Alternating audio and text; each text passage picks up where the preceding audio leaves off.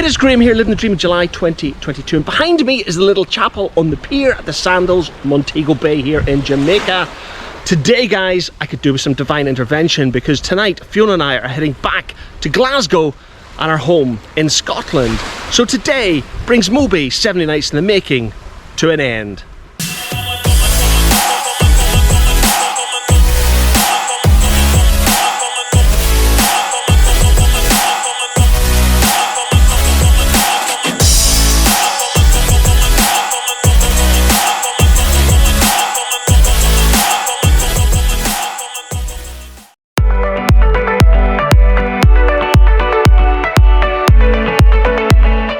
It is Wednesday morning, day 15 of MOBAY 70 Nights in the Making.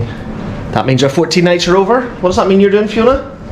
Packing up again. Packing again. But what the guys in Sandals are going to do is they're going to move us to another room today, which means we don't have a late... Our flight tonight is at about 8:10.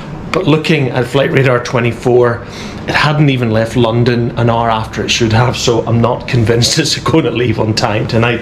But hey ho, that is travelling in 2022. So we're packed up, we're going to move to another room after breakfast, and then we're going to relax by the pool for the vast majority of today before leaving the resort sometime after 5 p.m. for our journey back. 24 hours journey back. I'll come back to that a little bit later on the video because our 2-hour transfer at London Heathrow has now become an 8-hour transfer at London Heathrow. So the pressure's off in one hand, but it's going to be a long, boring day tomorrow in Terminal 5. But we'll come back to that later. But at least we're on club. Yeah, we're going to the lounge. We'll go to the lounge. We're travelling Club Europe. Well, you know, the price BA charged me, I think it was buying the aeroplane. But we'll get the towels here. We'll go down to the pool after breakfast and enjoy our last day in Mondego Bay. Let's have a look outside first. Look at that. I mean, I am never going to get tired of this view. But sadly, this is the last day. Okay, it's breakfast.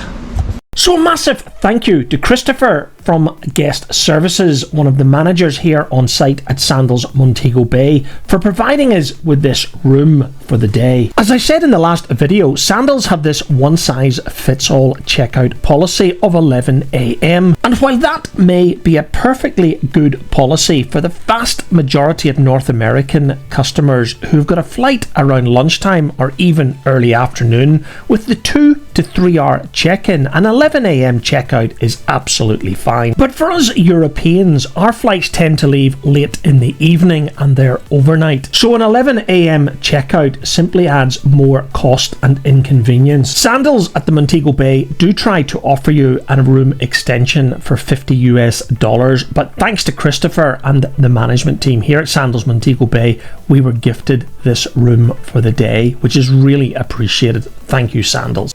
Right guys, from room 1009 here, which is our room for the last day here at Sandals Mondego Bay, I'm going to take you down to the pool, around the back of the resort, as I try to find Fiona, who's by now sunbathing in the usual spot by the main pool. So let's go.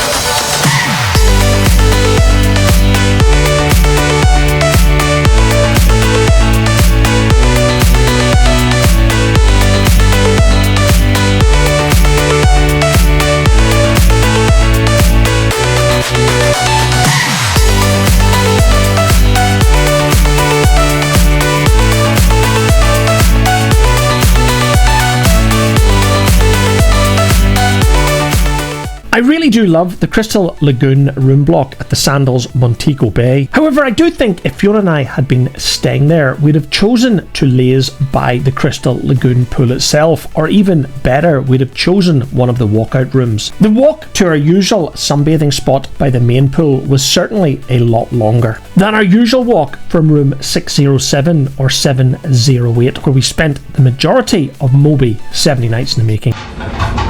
Cheers. It's the last drinks at Sandals. Last 2022. lunch drink. Last drunk drink? Lunch drink. Lunch drink. Last lunch drink. Cheers.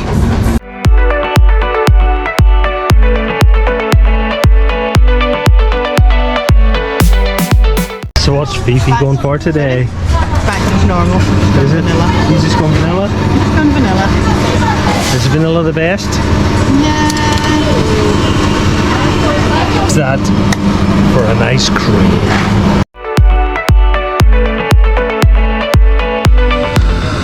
Time to go back to the room, get showered, changed, and check out. Our pickup time from the Sandals Mondego Bay was somewhere between 5 and 5:15 p.m. As a result, Fiona and I headed back to the room around 3:30 and gave us plenty of time to get ready for our long journey back to the UK.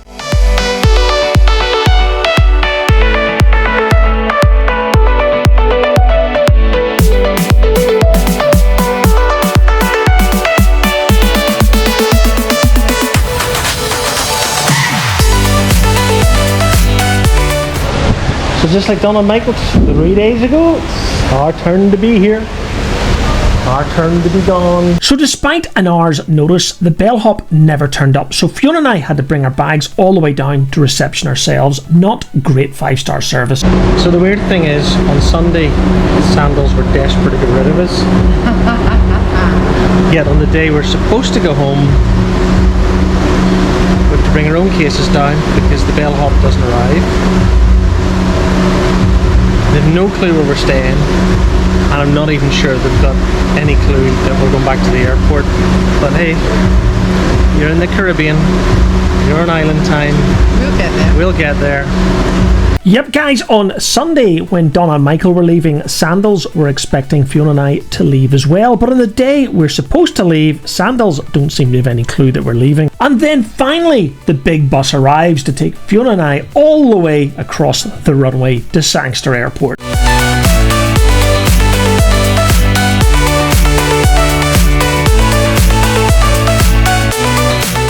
I think from memory there was only one other couple on this bus to the airport this afternoon. I'm going to make the assumption that they boarded from the Sandals Royal Caribbean before the bus made the short journey to pick us up at the Sandals Montego Bay. Either way, we were now en route to Montego Bay International Airport, a whole 10 minutes away.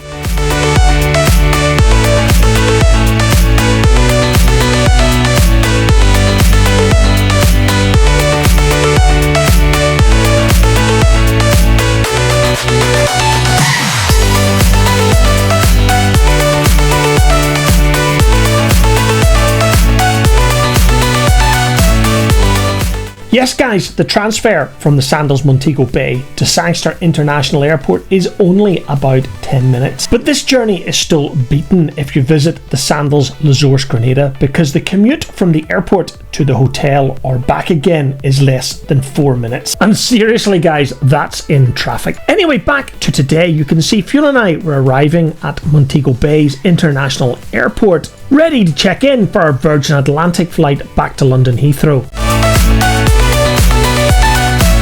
The wearing of face coverings was certainly optional when Fiona and I visited Montego Bay International Airport during July 2022. However, we had to sanitize our hands as we entered the airport terminal, and straight through the door was the Virgin Atlantic check-in area, where we made our way directly to the premium economy check-in line.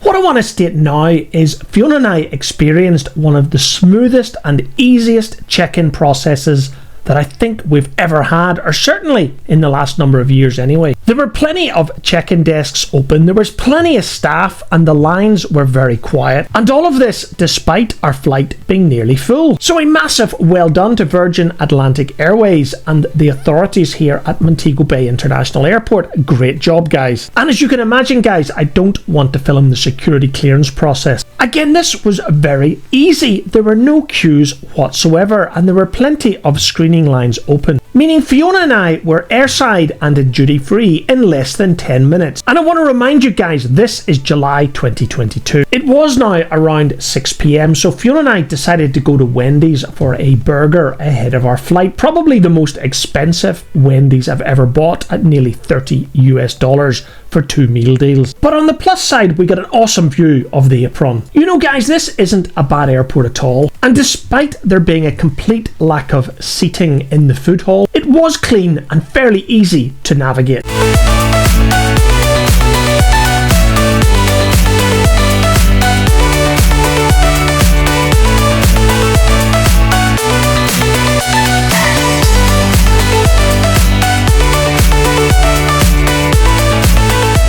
And what's that I've just spotted in the distance? Is that the Jamaican bobsleigh from the movie Cool Running?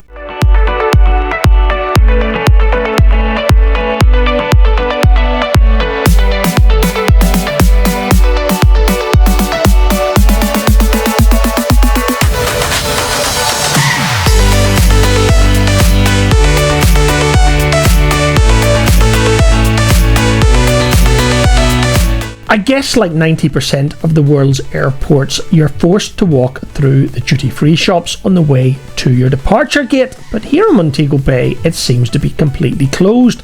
Very weird.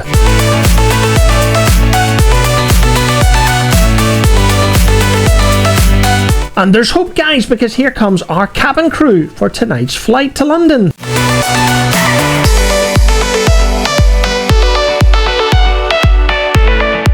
And here we are approaching the gate area. We wouldn't be spending that long here guys, just under an hour if my memory serves me right. For those lucky enough to be travelling in Virgin Upper Class, of course there is a lounge for you to access here at Montego Bay Airport. Michael and Donna used it on Sunday night and they said it was pretty good. But as I said, our stay here at the gate area wasn't very long at all. Virgin called those requiring extra time to board first, then they called the passengers in upper class, and then their premium economy passengers, which of course included Fiona and I. And once again, the process here at Montego Bay International Airport was very smooth. It was very organised and the staff were very friendly.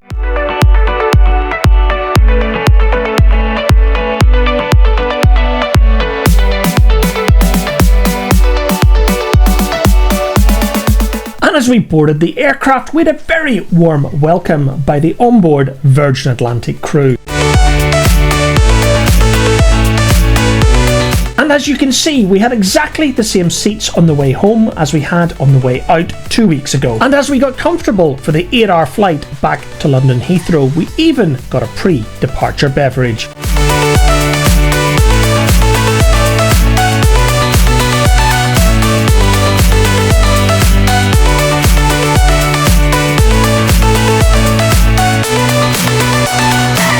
As I've said many times before, filming at night is a vlogger's nightmare. So for the departure, I'm going to switch over to the iPhone, but I'm not going to promise you anything that exciting here, guys, as we depart Sangster International Airport, Montego Bay.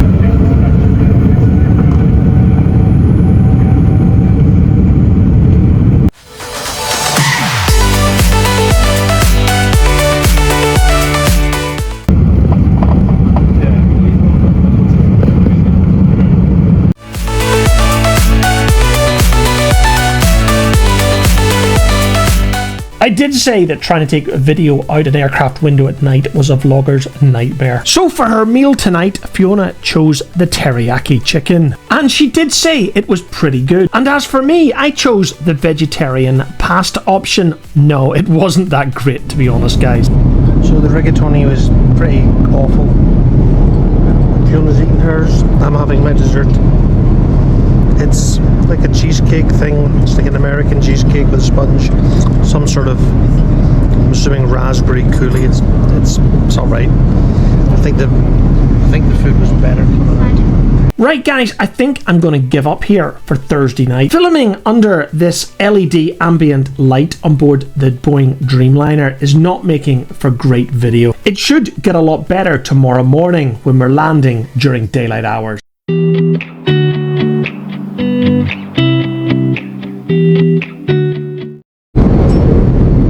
Not a bad little breakfast. You get choice was a cheese and tomato. No, it was a cheese and chutney croissant. Cheese and chutney, tomatoey type croissant, or a bacon roll. You get a yogurt and you get a fruit plate. Choice of orange juice, tea or coffee. I had Fiona's just had orange juice, and I have orange juice, and I have coffee and a yogurt. I'm going to give you daylight in a second or two, guys, but this is one of the most frustrating things about flying in the Boeing Dreamliner, is that the crew have the ability to lock the electronic dimming window shades into dark mode, and that was a pretty great little breakfast on board Virgin Atlantic in premium economy. And here you go, guys, by the power of video, we're back in daylight and making our initial descent into London Heathrow International Airport.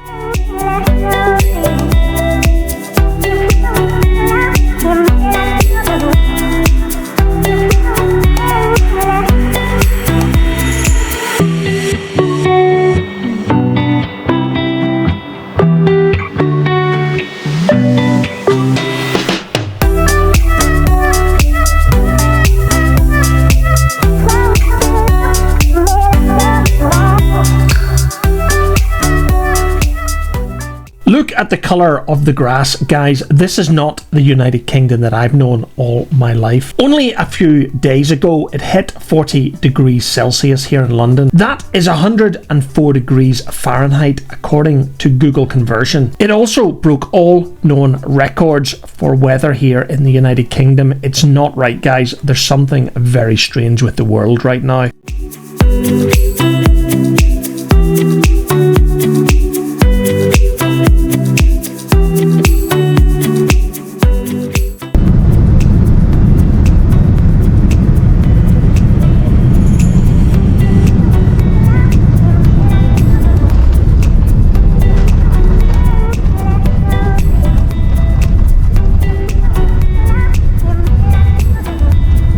During my entire life, guys, I don't think I've ever seen grass this yellow before here in the United Kingdom, and it's certainly not a good sign of things to come.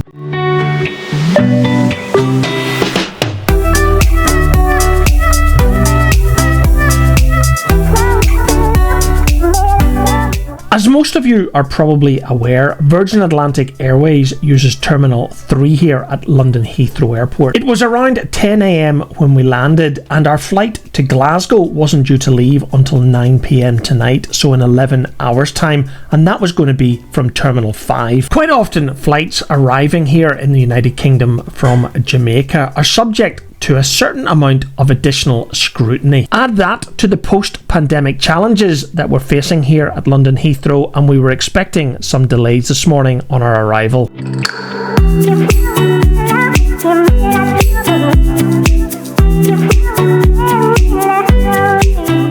All in all, that was a pretty good flight on board Virgin Atlantic in their premium economy cabin. The flight left on time and arrived on time. What more can you ask for? And yeah, the cabin crew were fantastic, so well done to Virgin Atlantic for another incredible flight. Guys, I obviously can't film it, but as Fiona and I were walking up the jetway into the terminal, the UK border agency were there. They were clearly looking for someone, and this was going to cause us more delays down the line. I also couldn't film the baggage reclaim process because the UK border agency had clearly got an operation focused on our arriving aircraft. It took about 1 hour for our bags to finally arrive on the carousel belt. This was nothing to do with ongoing staffing challenges at London Heathrow Terminal 3. It was nothing to do with Virgin Atlantic either. It was clear that every single bag coming off our aircraft was going through additional screening this morning. In the more than 3 decades that I've been using this airport on a fairly regular basis, I can honestly tell you guys that Heathrow has never been known for its fast baggage reclaim process. So with Fiona and I procuring our free tickets on board the Heathrow Express, we were heading to the platform now for the short transfer across to Terminal 5.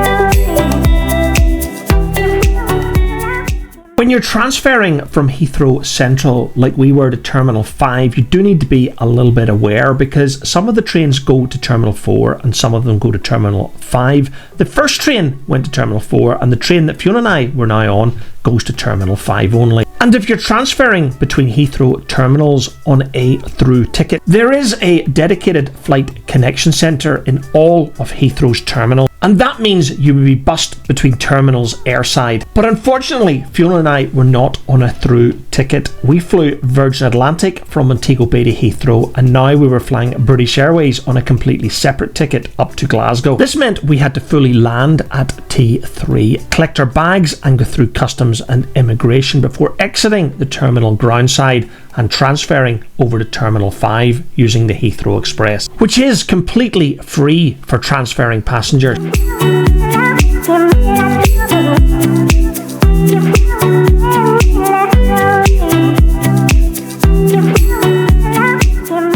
And this, guys, is where Fiona's and my Thursday nightmare began. We arrived in Terminal 5, which is known as T5, and this is the home of British Airways here at London Heathrow. The only way to describe T5 this morning, it was completely chaotic. If you go back to video number 200 from a few weeks ago, you will have followed Fiona and I through the check-in and the departure process at London Heathrow T3 on board our Virgin Atlantic flight across to Montego Bay. And as I described in that very episode, T3 was also extremely chaotic, but for different reasons. The entire check-in baggage belt system had broken down in T3 that morning. However, every check-in desk was manned here in Terminal 3 2 weeks ago. Virgin Atlantic had staff at every check-in point. And if you'd watched that video, you will know that I didn't hold Virgin Atlantic responsible for any of the chaos or delays during check-in that morning. But back to Thursday and T5,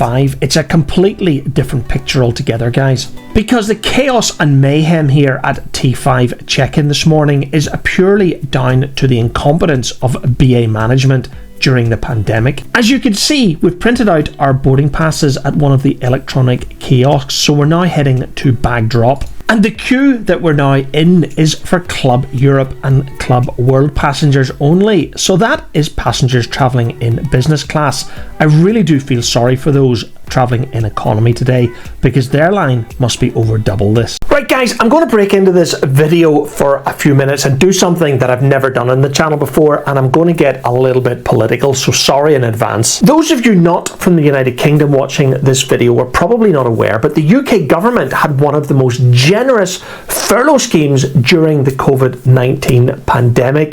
The bottom line was companies like British Airways, British Airports Authority, in fact any private or public sector organisation that were having to send staff home or non-essential staff home due to the pandemic, the government were funding their salaries up to the level of 80%. The bottom line, guys, this government-backed furlough scheme was a pretty sweet deal for both employers and employees, and certainly those employers that used the scheme correctly, because the idea was that nobody was getting laid off, nobody was being put on unemployment even, and what would happen at the end of the pandemic, employers would just get their staff back off furlough and they would carry on as usual. And for employees sent home, it wasn't that bad a deal, because what you've got to remember, guys, is there was no non-essential shops open, there was no pubs open, there was no restaurants open, you couldn't travel anywhere, so actually 80% was a pretty sweet deal when you were stuck at home and you were not spending your money on anything else anyway. But unfortunately, companies like British Airways and British Airports Authority thought that they could get one over on their employees. What they were doing is laying off far too many staff, putting them onto unemployment, and those staff were doing what any other human being would do, is they went off and got another job. And when you're in a jobs market that absolutely favours the employee right now, they had no problem going out there and finding new jobs, and in fact probably better jobs with better T's and C's, and certainly probably working better hours than they would have to work if they were working at an airport. So when you watch the news here in the UK and you see British Airways and British Airports Authority management crying about the lack of staff and it's everyone else's fault but their own, the only people those companies can blame is their own management. All of the BAA and BA staff that we met throughout the check-in process, the security process, the lounge process, the boarding process, the in-flight experience were all excellent. They were awesome, they were friendly, they did their job as professionally as you would expect them to. But unfortunately, those staff who are left are being let down by appallingly poor judgment and management of those businesses during the pandemic. But let's be clear, guys, this is only my opinion as a travelling passenger, as a customer of British Airways and British Airports Authority when Fiona and I travelled through T5 that Thursday back in July 2022. All in all, from picking up those boarding passes from the automated kiosk to going through the bag drop process and then fast track security took Fiona and I nearly 4.5 hours. Without a doubt, guys, it was the worst travelling experience of my entire life. I think we all understand and accept the need for airport security. So when we rejoin the video here, we're going to rejoin Fiona and I as we're leaving the fast track security area en route to the lounge. We're not very happy campers at this point as we head towards the British Airways terrace at the south side of Terminal 5. T5 was very busy airside, but to be quite honest, guys, I think I've seen it worse during what would be known as normal times. What we have to remember is July and during the peak holiday season here in the United Kingdom.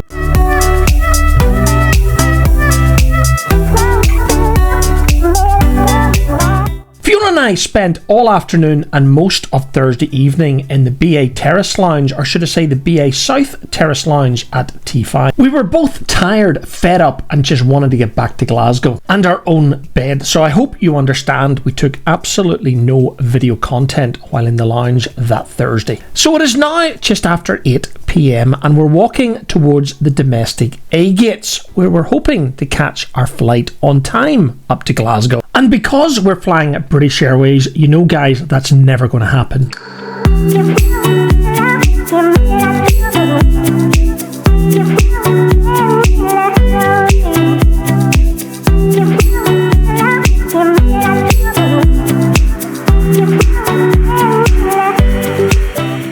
When we finally arrived at the gate, we realised that we'd picked up yet another delay. If 9 hours wasn't bad enough, we now had at least another 1 hour delay. And if you guessed that British Airways had no cabin crew to operate the aircraft, you would be absolutely correct.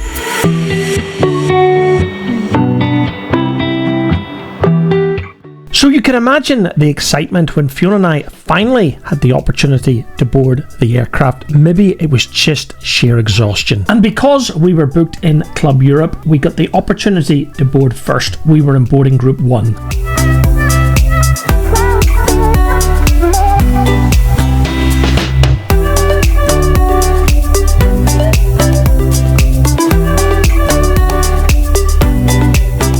On top of the outrageous amount of money that British Airways charged me for this return flight between Glasgow and London Heathrow, I had paid another £16 each, £32 in total to reserve seats in the Club Europe cabin. Yes, guys, I know, even in business class, British Airways charge you to reserve seats. Even in premium economy on our Virgin Atlantic sectors, or even on board Delta earlier this year, we didn't have to pay to reserve seats. And of course, in any other country than the UK, you would have competition, because if you want to fly between Glasgow and London Heathrow, you have no choice, guys. It's British Airways, or British Airways.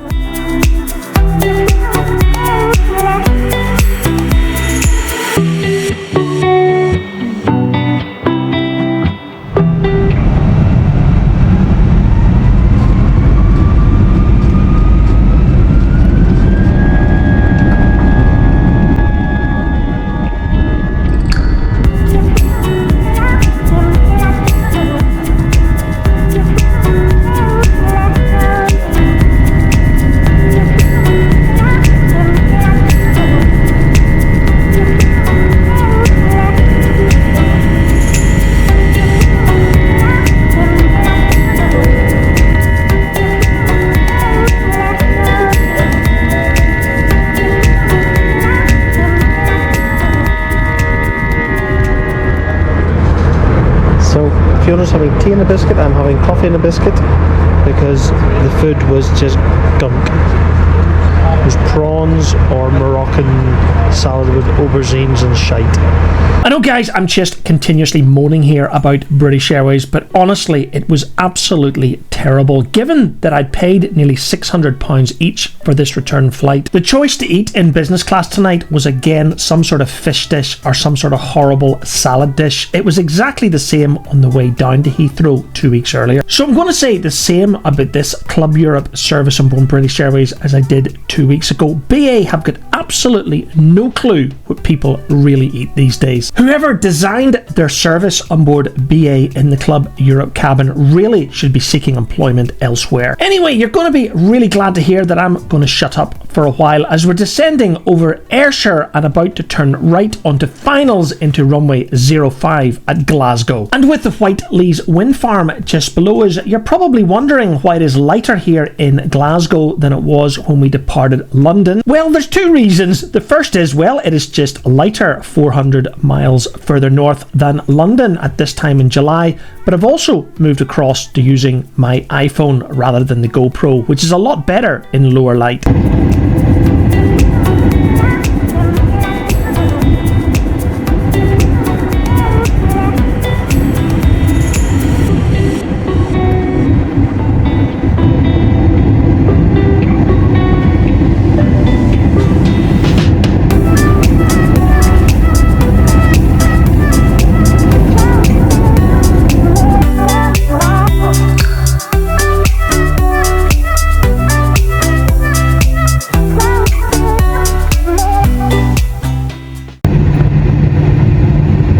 Welcome to Glasgow. Please remain seated with your seatbelt securely fastened until the fasten seatbelt signs have been switched off. When it's safe to do so, please take care when opening overhead lockers, as items may have moved, could fall out and cause injury. You may now make and receive calls as well as use all data services on your handheld electronic devices. I want to say this again because the British Airways staff we encountered during this trip were absolutely excellent. They were without a doubt the heroes of the day. It's not their fault that the product they're working with is complete garbage. And then they've got to come to work every day and be abused by passengers who don't understand that these heroes are just trying to do a job in some pretty miserable circumstances made by their management.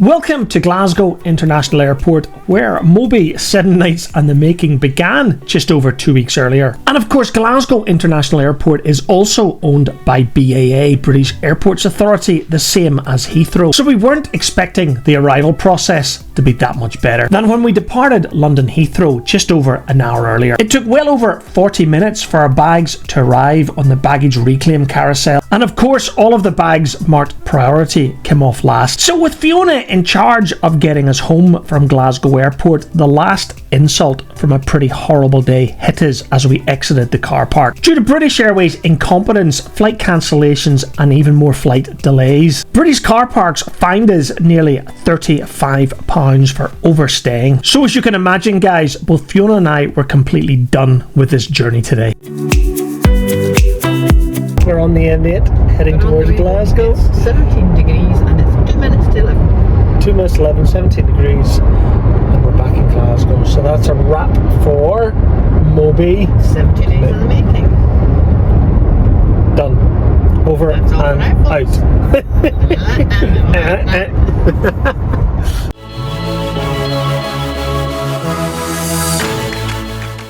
Right, guys, that was the last episode in our MOBAY 70 Nights in the Making adventure. Not a great end to what was a very good trip indeed. As you can see, the weather did break a couple of weeks ago and we're back to normal here in Scotland. The grass has even started to look green once again, but as I record this close to the MOBAY 70 Nights in the Making adventure, there are hosepipe bans in the south of England, and you can completely understand that when you saw the colour of the grass on that final approach to London Heathrow in the last episode. The next series coming in the channel will be our Virgin New Yorkers trip. I will do an introductory video to that very shortly here on YouTube. But for now, we hope you've enjoyed MOBAY Sunday Nights in the Making. So until the next video, guys, don't forget to hit that subscribe button and press the bell icon to be notified when our next video is published. Thank you very much for watching.